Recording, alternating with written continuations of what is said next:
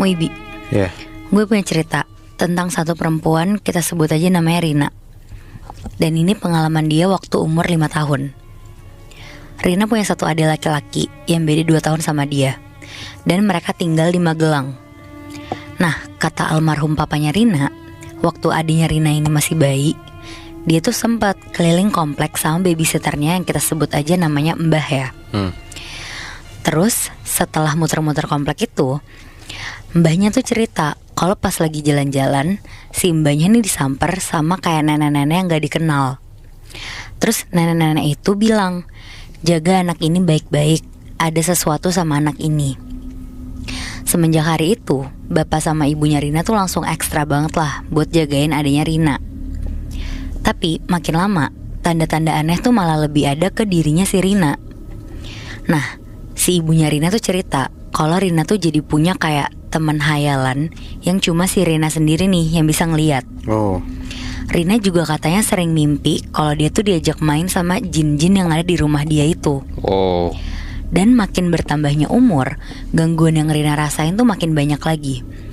Jadi di rumahnya Rina ada mbak yang kerja dan nginep di rumah. Mbak yang kerja di rumah Rina ini tuh masih kuliah. Waktu itu mbaknya Rina ini ngajak temennya buat nginep di rumah Rina karena mau ngerjain tugas bareng. Nah pas malam-malam Rina tuh minta tidur bareng sama mbak dan temennya ini. Rina langsung masuk ke kamar si mbak. Dia bawa semua boneka-bonekanya, terus ditata rapi lah ke arah tembok.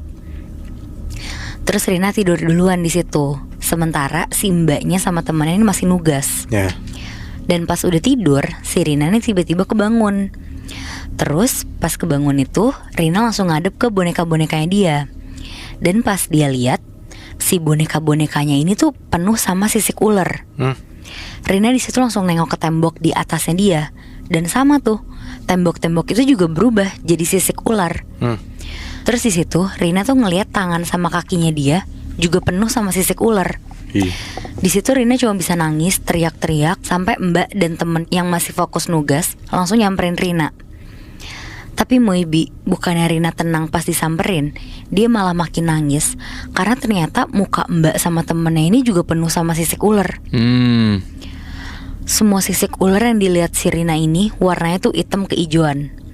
Terus cepet-cepet lah mbaknya ngegendong Rina keluar kamar. Dan pas udah di luar kamar, Rina kaget banget tuh. Di situ dia ngelihat rumahnya itu tuh banyak pohon bambu yang ditempel obor sama lilin, terus berjejer gitu sepanjang ruangan. Serem banget anjir. Dan yang lebih anehnya lagi, ruangan di dalam rumah Rina tuh berubah jadi hutan luas, banyak pohon-pohon gede.